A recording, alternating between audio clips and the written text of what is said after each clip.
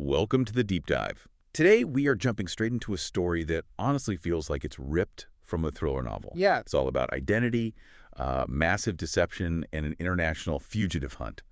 But the thing is, it's all true. Every alias, every bizarre claim, it's all documented. So here's the premise, and it's a wild one. What happens when a man, known widely in New England as Nicholas Alahverdian, a really vocal child welfare advocate, suddenly dies? Supposedly from terminal non-Hodgkin lymphoma. Right. Big news at the time. Exactly. Right. Only to be found 2 years later, alive and well, half a world away, claiming he's actually an Irish orphan named Arthur Knight. It sounds completely unbelievable. Yeah, it really does. Our sources for this deep dive today detail this whole saga, decades long, of this one individual. Nicholas Alahverdian, Nicholas Rossi, Nicholas Brown. He had quite a few names. At least half a dozen, yeah. Our mission here is really to unpack all these layers of deception. We're going to trace his path from a troubled youth who really weaponized his own trauma for political clout through a pattern of escalating crimes, sexual assault, financial fraud, right up to this global manhunt that finally ended with his extradition and just recently, in 2025, his rape convictions in Utah. And what's truly fascinating or maybe disturbing is the sheer audacity, the commitment to these fabricated identities. I mean, this wasn't just changing his name on a driver's license. This was a full-blown theatrical production designed to beat the system. He manipulated the media, attacked judges, even, get this, reportedly edited his own Wikipedia page after he supposedly died. No way. Yes, trying to control the narrative from beyond the grave, so to speak. That's something else. But despite years of, well, pretty successful evasion, the one thing he couldn't escape was his past. Specifically, DNA evidence, linked to crimes over a decade old. That turned out to be the truth he just couldn't outrun. So we're going to look at how he played this long game, legally, psychologically, right up until those guilty verdicts came down last year in Utah. Yeah.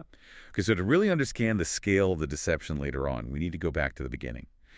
To the foundation he built his whole public persona on, his origin story, which was rooted in some pretty severe trauma within the state welfare system. Exactly. He was born in Providence, Rhode Island, 1987, and the story he consistently told started with this really chaotic family life. Right. The narrative was always abusive and alcoholic parents. His birth father apparently had convictions for domestic assault, drug dealing, serious stuff. And because of that environment, he ended up in state care. Became a ward of the Rhode Island Department of Children, Youth, and Families, DCYF. And right there you have the core elements of his future identity, don't you? The victim, the survivor. The crusader fighting the system, yeah. And the early diagnoses are also pretty critical here for understanding his methods later on. What were those? Well, early on, behavioral and mental health issues were noted. Later, records from Butler Hospital show diagnoses of attention deficit disorder and, really crucially, narcissistic personality disorder, NPD. NPD. And when you look at his actions down the line, the intense need for control, the grandiosity, the utter lack of empathy for victims that NPD diagnosis just hangs in the background, it's chilling, really, considering his life. And the family conflict itself sounds incredibly complex and violent. There's a report involving his stepfather, David Rossi, Right. where Alahverdian himself was described as violent towards his mother, his siblings.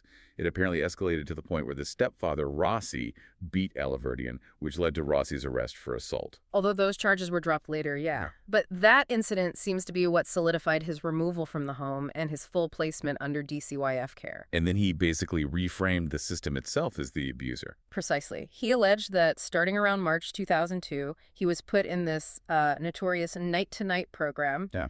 For 15 months. 15 months as a teenager. Yeah. Imagine spending your days stuck in a DCYF building, and then every single night you're shuffled off to different shelters. Central Falls, Providence, wherever. Constant instability. He claimed it wasn't just unstable, but actively harmful. Said he was denied regular schooling, suffered threats, even physical assaults from other kids in the shelters. And contemporary reports, like from the Providence Journal, often describe that program as inherently stifling. It robbed kids of any kind of normal childhood. His narrative of systemic abuse continued when they placed him out of state in 2003.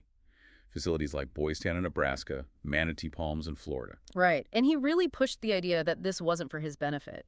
He claimed Rhode Island officials sent him away, specifically because he was, quote, a source of information on DCYF. He framed it as punishment for speaking out. He even testified later that they explicitly forbade him from contacting media, lawyers, even his own caseworker while he was out there. He maintained he suffered torture, beatings, assault, and neglect right up until 2005. Now here's the ambiguity he always exploited. Rhode Island authorities consistently countered these claims. They stated they had absolutely no records, no corroborating evidence of the abuse he described. So it was his word against the official record. Always. He lived in that gray area between a very compelling, traumatic narrative and the verifiable facts. That conflict basically defined his entire life. But even as a teenager, he clearly had a knack for networking, for finding influential people. Oh, definitely. At just 14, he got a job as a legislative page in the Rhode Island House and immediately started sharing his DCYF horror stories with politicians. He always seemed to be looking for the biggest possible stage. And that networking almost changed his life completely, didn't it? A state representative tried to adopt him. Yes, Representative Brian Coogan. He was apparently so moved by Alahverdian's story that he initiated formal adoption proceedings. But get this. Yes. A judge actually stepped in to warn Coogan off the adoption. That's right. And this is such a crucial detail, showing how early some people saw the manipulative patterns. Family Court Chief Judge Jeremiah S. Jeremiah essentially predicted his future behavior. He warned Representative Coogan, and the records quote him saying, "Alahverdian will try to undermine you and turn your family upside down." Wow. Not just he's troubled, but a specific warning about undermining and destruction. Exactly. It was a chillingly accurate forecast of how he would operate later in life. Okay, let's just pause here. So we have this young man who very skillfully uses verifiable trauma, the DCYF experience, to build credibility. It becomes his shield, his political calling card. Right. But beneath that, even people within the system, like the judge, saw this deeply manipulative streak really early on. This sets the stage perfectly for what comes next, doesn't it? When that manipulation turns into outright serious crime. Absolutely. If we look at the period from the mid-2000s onward, what we see isn't just random criminal acts. It's a very consistent, calculated pattern emerging. Twofold, you said. Yeah, basically twofold. First, engage in these repetitive, controlling offenses, particularly sexual and domestic abuse. And second, launch these incredibly aggressive legal counterattacks, suing the system, suing his victims, even fabricating evidence, all to control the narrative. Let's talk about the crimes first, the ones that eventually brought him down years later. The sexual offenses started pretty early. They did. The earliest reported accusation we know of, noted by the Daily Beast, dates back to 2006. He was 18, met a woman online. She alleged constant pressure for sex, then threats, and ultimately rape when she resisted. And she didn't report it at the time. No, she didn't, which sadly is very common in these kinds of coercion cases. It just shows the immediate psychological grip he seemed to establish. Okay, then the next major case, the one that landed him on the sex offender registry that was in Ohio in 2008 under the name Nicholas Rossi. That's the one. At Sinclair Community College, convicted of public indecency and sexual imposition, the court records are quite graphic, describe him aggressively cornering a student in a stairwell, groping her, masturbating. Right. I remember the chilling detail where he apparently told her, "I'm almost done, don't be a bitch." Yeah, just awful. And that conviction meant he had to register as a sex offender, which, predictably, he immediately tried to overturn. How did he try to fight it? This is where his digital dishonesty really comes into play. He filed for a retrial. His evidence, an alleged MySpace post from the victim where she supposedly admitted she lied about the assault. A MySpace post? Yeah. Seriously? Yes, but it backfired spectacularly. A computer forensics expert analyzed the post. Yeah. Testified at a hearing that the post was almost certainly fabricated. Said with 90% certainty it had been altered or just completely made up. So his whole defense was based on digital forgery? Pretty much. High-tech gaslighting, essentially. And he didn't stop there. His legal strategy became pure offense. He started suing the institutions he blamed. Sinclair College, the Dayton Municipal Court, claiming they mishandled his case. Were those suits successful? No, they were dismissed in 2013. But the most telling move, I think, was when he sued his Ohio victim for libel. He sued the woman he assaulted. Yes! Think about the audacity. Not only did he assault her and try to frame her digitally, but he dragged her back into court because she had apparently described him as crazy. And his reason for suing her? Wasn't it something truly bizarre? Oh, completely grandiose. He claimed she ruined his life, and then, unbelievably, he compared her actions, just her calling him crazy, to the September 11th terrorist attacks. That's That's beyond narcissistic. It's textbook NPD projection, isn't it? Elevating his own perceived slight to a national tragedy while simultaneously trying to bully the victim into silence. The court saw through it, dismissed the claim in 2014, finding it totally without merit. But the intent was crystal clear: destroy anyone who challenges him. This pattern of creating these impressive but ultimately fake facades carried over into his academic claims too, right? The Harvard scholar thing. Ah, yes, the Harvard connection, which was, let's be clear, tenuous at best. He was taking some extension program classes, basically night school, in comparative literature. So not exactly a tenured professor. Not even close. And when Harvard eventually found out about his sex offender status in 2012, they cut ties fast. He was administratively withdrawn. And losing that academic validation seemed to trigger another shift. He pivoted towards men's rights advocacy. Yeah, it seems like it. The traditional path was closed, so he channeled that energy elsewhere. Started offering legal advice despite having zero qualifications to groups like A Voice for Men, which the Southern Poverty Law Center labels a hate group. Correct. So he essentially became this sort of figurehead for incels and disgruntled men, presenting himself as a self-taught legal guru, all while actively breaking the law himself by failing to register as a sex offender in multiple states. He was basically a ticking legal time bomb. And this controlling behavior was just as evident in his personal life, his marriages. Absolutely terrifyingly so. His first marriage, 2010, lasted 6 months. Ended with his wife getting a restraining order, which he then repeatedly violated. And wasn't there a domestic assault arrest around the same time? Yes, also 2010.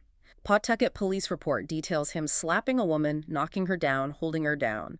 When they arrested him, he was so aggressive in the police cruiser, hitting his head on the bars, that they had to pepper spray him. He pleaded no contest to that charge, basically admitted guilt. Then the second marriage in 2015. Met her through a Mormon singles ward. He claimed he'd converted. Another persona.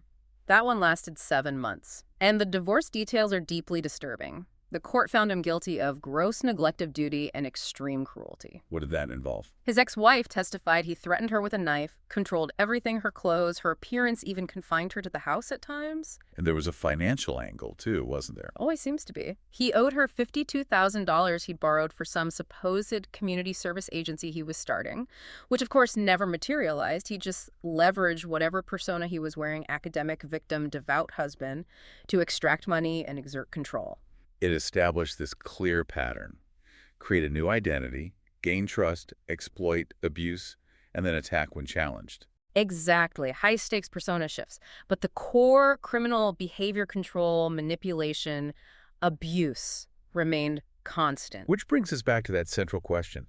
How on earth did this guy, with this documented history, also manage to become this respected, even influential child welfare advocate back in Rhode Island? That paradox, maintaining two completely contradictory public lives, is really the core of the Alahverdian mystery. The child welfare advocacy was the perfect cover. A shield, essentially. Absolutely. It gave him this veneer of unimpeachable morality, made people, especially politicians and the media, perhaps willing to overlook the less savory parts of his past, like the sex offender status or the domestic violence issues. So he comes back to Rhode Island in the early 2010s, rebranding himself as this crusader. Actively seeking out reporters, politicians, always ready with a compelling quote about the system that supposedly failed him. He even founded an organization, Nexus Government. Yes, to lobby specifically for abused children. And you know what? He was remarkably effective at it.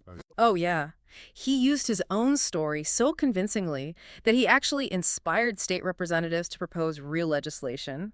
Bills aimed at restricting DCYF from sending kids to out-of-state facilities, exactly the kind of places he claimed he was abused in. Wow. So he got actual political wins? Major wins. It cemented his image as this powerful, necessary voice for reform. And his legal skills weren't just for attacking victims. He managed to use his advocacy to settle his own lawsuit against DCYF. Yes, the federal suit he filed in 2011. And this is a fascinating detail showing his financial acumen, or maybe just his manipulative skill. In 2013, he agreed to drop the lawsuit. In exchange for? In exchange for Rhode Island waiving a $200,000 lien they had against him for medical expenses incurred while he was in foster care. So wait, he sued the state, then got them to drop a massive debt he owed them in return for dropping his suit. Essentially, yes. It was a huge financial victory for him, and it also implicitly bolstered his narrative. It looked like the state was admitting some fault, or at least wanted him to go away quietly. So he's racking up these political and financial victories, all built on this victim narrative. While at the same time, he's collecting restraining orders and facing abuse allegations. Yeah. How did the politicians who worked with him reconcile that? What did they say later? Their reflections are really telling. Former representatives used words like brilliant, but also unequivocally dangerous. Dangerous how?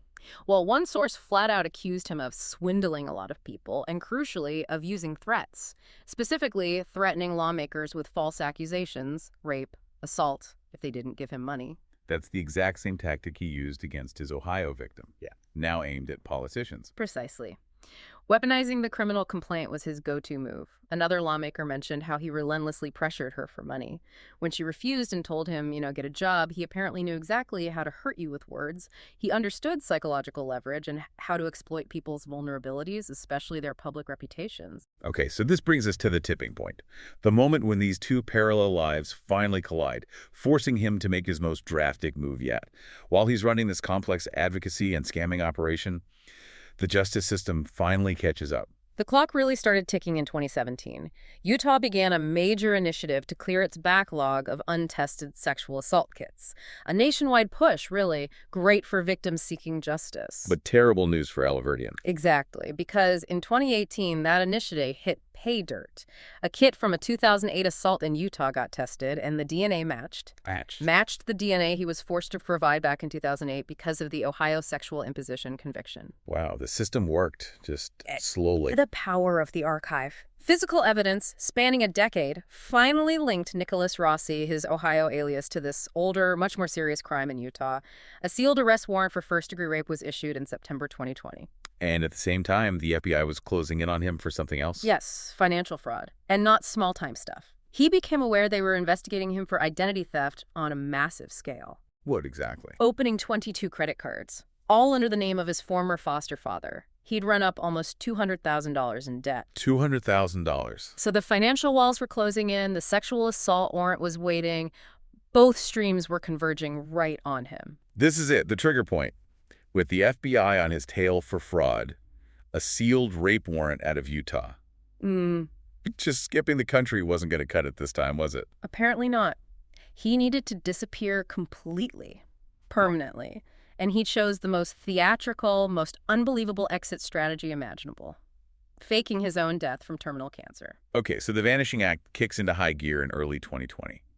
Knowing the authorities are getting close, Alahverdian starts proactively contacting his media contacts, right? Yes, the ones he'd carefully cultivated over the years. And he wasn't just mentioning illness. Sources say he insisted they publish the news that he'd been diagnosed with terminal non-Hodgkin lymphoma and severe heart disease for good measure. Laying the groundwork for the tragedy. Precisely. Preempting his disappearance.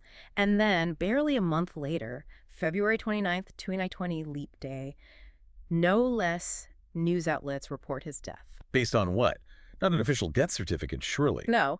Based on anonymous family testimony, we still don't know exactly who, and a pre-written obituary that suddenly appeared. The timing is just perfect, right as the fraud and rape investigations are heating up. And the story was maintained by this mysterious Widow Louise. Right. This anonymous figure who communicated with reporters claimed he'd been cremated, ashes scattered at sea, the whole 9 yards. But crucially, she refused to provide any concrete details or documentation. Why not? What was the excuse? Always cited vague threats, kept the location of his supposed death deliberately murky, maybe Quebec, maybe Switzerland, maybe Ireland. It was designed to be completely unverifiable. A ghost story for the digital age. But the police smelled a rat almost immediately. They did. A Rhode Island priest, Father Bernard Healy, was contacted by the supposed widow about holding a memorial mass.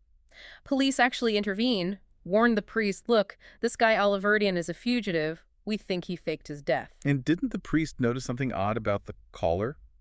The widow? Yes. This is a key detail. Father Healy reported the caller had a very high-pitched English woman's accent. Police initially wondered if it was Alahverdian himself using some kind of voice disguiser. A voice disguiser, like in a spy movie. Shows you how bizarre they thought this was from the start. But forensic analysis later revealed the truth wasn't quite so technologically advanced. What did they find? They analyzed recordings of Widow Louise's voice and matched it. Not to Alahverdian, but to Miranda Knight, the woman he married right around the time he supposedly died. So his new wife was in on it from the start, posing as the grieving widow. It seems that way. The voice analysis pinpointed her specific Bristol accent. It confirmed the whole thing was a coordinated domestic deception. He married her in South Bristol, England in early 2020, no family present apparently, and just started living under the name Arthur Knight, or sometimes Nicholas Brown Knight. Moving to the UK or Ireland, his lawyer even predicted that would make extradition much harder. A calculated move. It requires international cooperation, slows everything down. But even on the run, under a new identity, he couldn't stop the scams, could he? Apparently not. The core behavior didn't change. Posing as Nicholas Knight Brown, he immediately defrauded a Canadian businesswoman, Nafskika Antaipas, promised PR work for her vegan TV show, took $40,000. And delivered nothing. Delivered nothing. Yeah. And when she confronted him and ended things, what did he do? Defaulted straight back to his pattern, abuse and threats.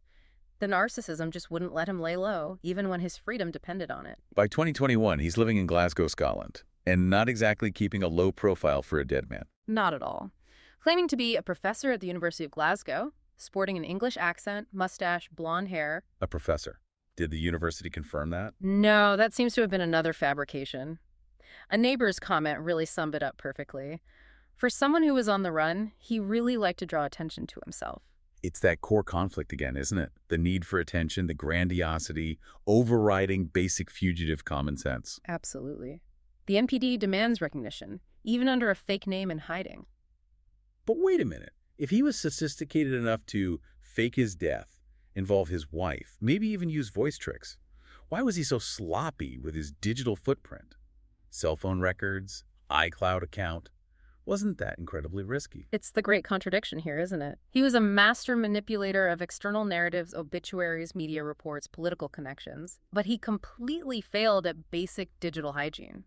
His internal, everyday digital life was wide open. Like he couldn't resist documenting his own fabricated life. Perhaps. Even his former foster mother suspected the obituary was fake just from the writing style. It was so flattering, so clearly his voice. That same blind spot, he couldn't stop managing his own image, his own legacy. And the Wikipedia editing. That's just wild. Editing his own page after his death. Allegedly, yes. According to a Wikipediography investigator, accounts linked to him were active post-February 2020, trying to remove his picture, trying to debunk information that questioned his death. He was literally trying to curate his own story from the afterlife. So the fugitive life, the grand deception, finally comes crashing down in late 2021. And it wasn't an informant or shoe leather detective work that found him, was it? Nope. It was technology. Plain and simple. The FBI tracked him through his cell phone records and, critically, his iCloud account, which apparently contained a wealth of information documenting his new life as Arthur Knight in Scotland. So he's finally located. Where did they arrest him? At the Queen Elizabeth University Hospital in Glasgow, December 2021. He was actually in there getting treatment for a severe case of COVID-19. And even then, caught in a hospital bed, he stuck to the story. Absolutely. Insisted he was Arthur Knight. But the physical evidence was immediate and undeniable. Fingerprints were a perfect match to Nicholas Alahverdian Rossi. Tattoos also matched known records. Though investigators noted some scarring, like he tried to remove them. Exactly, suggesting he knew they were identifying marks and made some attempt, probably crude, to alter or obscure them. So identification is confirmed. But instead of giving up, his strategy just shifts, right, from evasion to obstruction. Total obstruction. He then embarked on this multi-year campaign of theatrical resistance against extradition back to the U.S. The court hearings became, well, a circus. How so? What did he do? Journalists covering it described it as surreal. He'd give these long, rambling monologues, stage questionable medical episodes collapsing, claiming seizures, put on these bizarre theatrical outbursts. Anything to delay. Denying he was Rossi the whole time. Completely. Claimed it was all mistaken identity. He even came up with the truly outlandish excuse that someone must have tattooed him while he was unconscious in the hospital bed to frame him. Seriously, that was his explanation for the matching tattoos. That was the claim. Utterly unbelievable, but he stuck to it. He faked seizures so often that doctors eventually had to formally assess him and confirm to the court, no, he's fit, he's faking. The prosecutor basically said, look, it's obvious this man is trying every trick in the book to delay these proceedings. And his antics weren't just in court, right? He got in trouble at the hospital, too. He did. In August 2022, he was actually convicted separately in Scotland for threatening and abusing NHS staff. Why?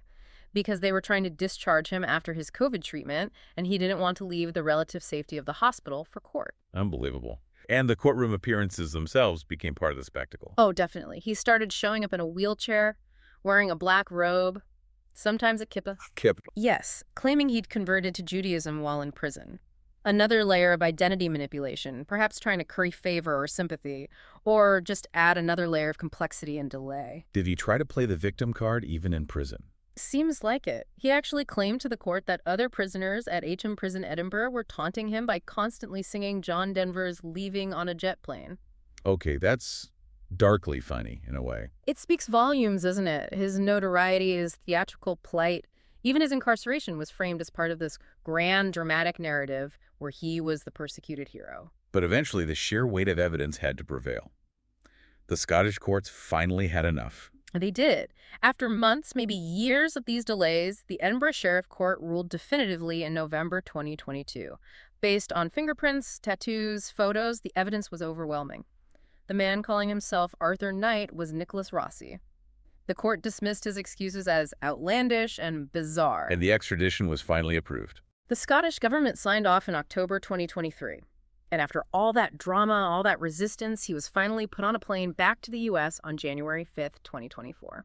But even landing back on U.S. soil, in Utah to face the charges. The Arthur Knight persona didn't just vanish instantly, did it? Not immediately, no. Incredibly, upon being detained in Utah, his lawyer actually made a formal request to the judge.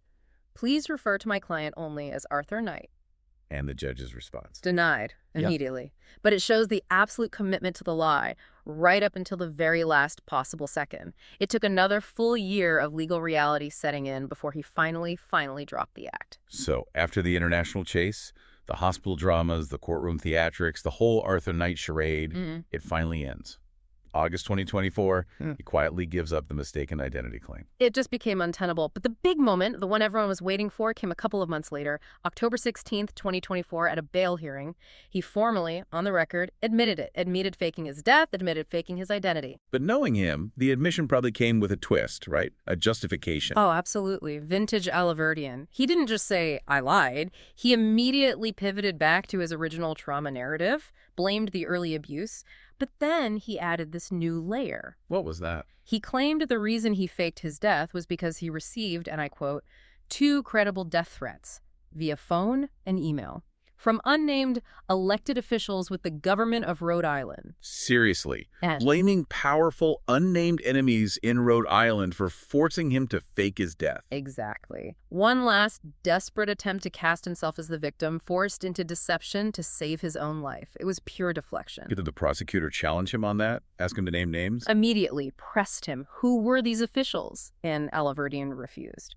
Claimed naming them would just, quote, stoke the fire they've had to continue their actions against him. Convenient. Very. The judge wasn't buying it.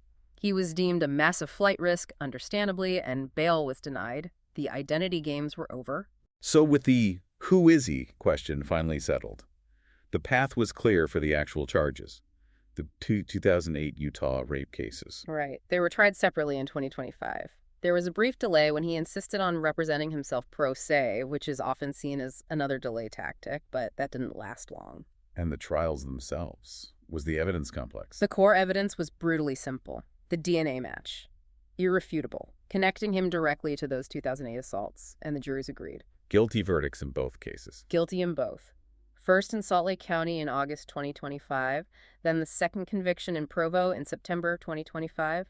After nearly 2 decades, justice finally caught up on those specific crimes. And the sentencing for the first conviction, 5 years to life. Can you unpack what that means in Utah? Indeterminate sentencing. Yeah, Utah uses indeterminate sentencing for serious felonies like this. It's quite significant. It means the judge sets a minimum 5 years, but the maximum is potentially life in prison. So who decides when or if he ever gets out? Not the judge. It'll be up to the Utah Board of Pardons and Parole. They'll periodically assess him, his behavior in prison, his psychological state, the risk he poses.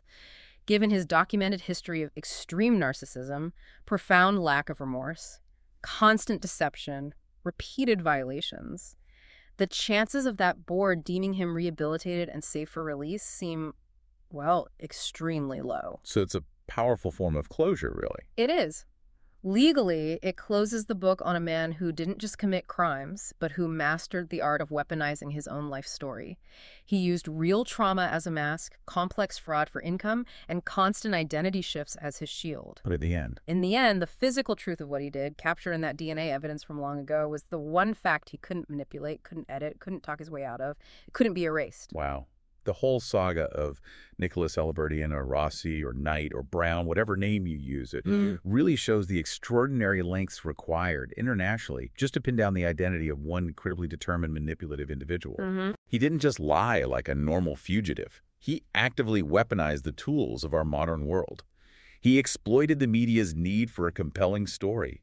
He attacked the justice system with frivolous lawsuits. He manipulated the digital record, apparently even his own Wikipedia page. He used voice disguise, maybe other tech. He played the system at every level. He really did. And, you know, we all rely on shortcuts to verify reality, don't we? We trust things like official obituaries, LinkedIn profiles, university websites, news reports, these easily searchable facts. We assume they're solid. Exactly. But Alahverdian showed how extensively someone can manipulate those very systems for years, building an entirely fabricated foundation for their life. So it makes you think, what systems of verification do you, listening right now, rely on every day that might actually be vulnerable? Vulnerable to a really dedicated, personalized campaign of deception like his. It's a slightly uncomfortable thought, isn't it? It is. What key information in your own world, the stuff you just take for granted as true, might actually rest on a foundation that someone, somewhere, could potentially fabricate?